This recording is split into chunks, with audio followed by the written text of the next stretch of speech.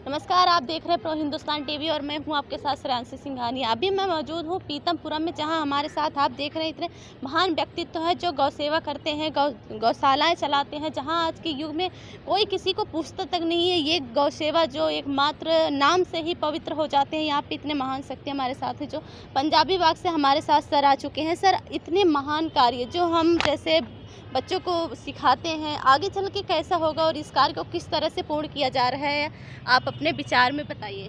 Sir, हम पकड़ लेते। देखिए कि हम सभी लोग अपना भला चाहते हैं। मैं औरों की बात नहीं कर रहा, केवल अपने भले की बात कर लो। सब चाहते हैं हम समृद्ध हों, सशक्त हों। तो इसके लिए हम कहा करते हैं एक बार कि माता पिता की सेवा करो, पत्नी का सम्मान करो, बहन बेटी का सम्मान करो और पत्नी का सम्मान करो, तो आदमी की समृद्धि घर में आ जाती है। ये सबके साथ साथ में यदि कोई केवल गऊ की सेवा कर ले तो उसके घर में समृद्धि आ जाएगी। हम कहते हैं अपने स्वार्थ के लिए गऊ की सेवा कर लो भाई, गऊ के लिए मत करो कुछ भी, किसी बात में मत करो। सभी देवी देवताओं का कहते हैं गौ में वास है। तो मैं एक ही बात कहा करता हूँ भाई, अपने सुख के लिए हम पता नहीं कितने बड़े लोगों के पास जाते हैं, कितनी मेहनत करते हैं, और केवल गऊ की सेवा करने से जब सारी समृद्धि मिलती है व्यक्ति को भी, समाज को भी, तो क्यों ना किया जाए, क्यों ना किया जाए। सर, एक क्वेश्चन है कि जहां पूरे विश्व में अनेक नहीं हजारों लाखों तक अब गौशालाएं बन चुकी हैं, जहां सरकार भी इसको नेतृत्व में ले रही है, वहीं पे अभी भी कई जगह सड़कों पे 20 गाय 30 गाय हर जगह पे आपको देखने को मिलेगी। हम भी देखते हैं वहाँ एक्सीडेंट हो जाता है, नालों में गिर जाते हैं। उनके लिए क्या है? देखिए, इसके लिए तो निश्चित रूप से सरकार को भी बात काम करना पड़ेगा। ऐसा नियम होना चाहिए कि बाज़ार के अंदर, सड़क के ऊपर कोई भी पशु ना आए, चाहे गऊ हो, चाहे कुत्ता हो, चाहे बिल्ली, कोई हो चाहे।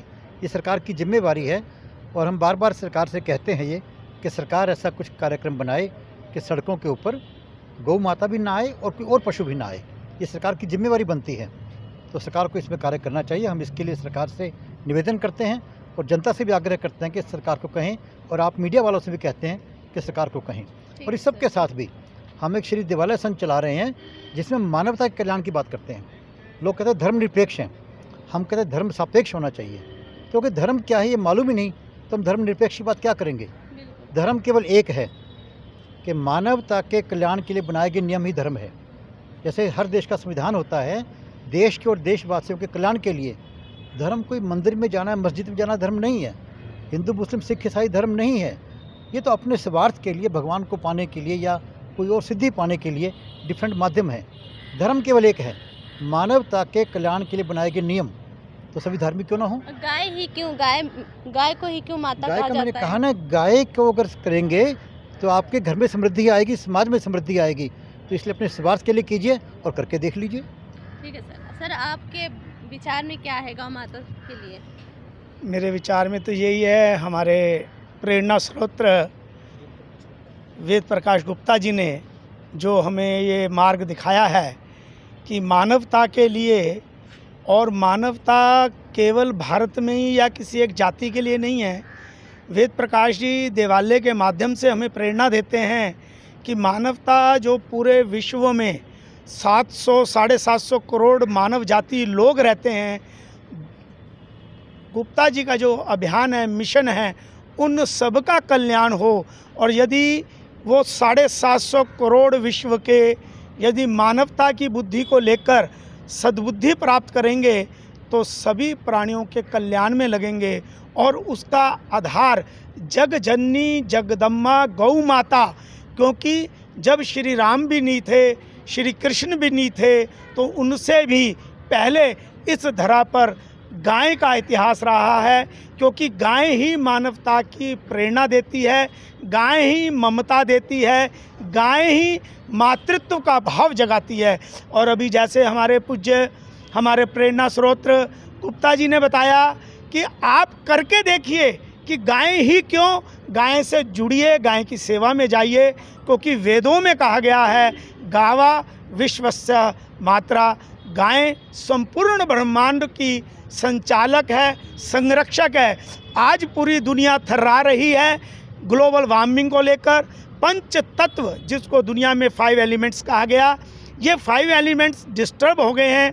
पंच तत्व बिगड़ चुके हैं और पंच तत्व को यदि सुरक्षित करना है तो सदियों से जो हमारा गौ विज्ञान है उसके आधार में पंचगव्य है। पंचगव्य से पंच तत्व को सुरक्षित किया जा सकता है और पंचगव्य 84 लाख योनियों में यदि प्राप्त होता है तो भारतीय देसी नस्ल की गाय से होता है, इसलिए ही गाय है। बहुत ही अच्छी जानकारी दी सर। आप अपने वक्तव्य में कुछ कहना चाहते हैं? गाय में 33 करोड़ देवी देवता को वास रहता है और गाय हमारे लिए एक बहुत पूजनीय है और गाय के सेवा करने से हमें बहुत कुछ मिलता है। जितना गाय और माता की सेवा करने से और माता पिता की सेवा करने से जो मिलेगा वो अनमोल है। बहुत ही अच्छी जानकारी दी। और देखते सर, एक बात और कहना चाहूँगा आपको जी सर, कि आज लोग ना वैज्ञानिक बात मानते हैं जो साइंस से प्रूव्ड है, बाकी बात भावनाओं से कहते हैं, भावनाओं की बात है। ये हम गौ को माता मानते हैं, भावनाओं की बात है।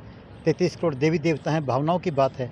विज्ञान की बात कीजिए, गाय के गोमूत्र में, गाय के गोबर में, गाय के दूध में, हर चीज़ के अंदर साइंस ने प्रूव कर दिया है कि बीमारी ठीक करनी हो तो गाय का कोई चीज़ ले लीजिए।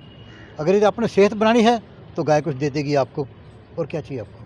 बहुत ही अच्छी जानकारी दी। मैम, आपके कुछ अपने वक्तव्य में गाय के बारे में बताना चाहेंगे? बहुत कुछ कहना चाहूँगी मैं। बिल्कुल, हमारे कारण दर्शक देखना चाहेंगे। जी आप जी कुछ जी बताइए। कारण जे गौ माता के दूध पे तो सारे दुनिया काम करते हैं और जानते हैं जे गौ के दूध में क्या क्या मिलता है, कितनी शक्ति है। लेकिन हमने गोबर से 2000 आइटम बनाए, जो कि जितने प्लास्टिक का सामान है वो सारे सामान मैं गाय के गोबर से बना कर रख दी और दुनिया में फैलाई। हर जेल के अंदर, माने कोई ऐसा जेल ना है जो हम नहीं गए हैं। ऐसा क्या प्रोडक्ट है आपके पास? मेरे पास धूप बत्ती है, अगरबत्ती है, साबुन है, बच्चों के खिलौने हैं, ABCD है, बच्चों के जितने फल का नेम है वो है, खराव है, चप्पल है, जेवर है, चूड़ी है, चूड़ा है।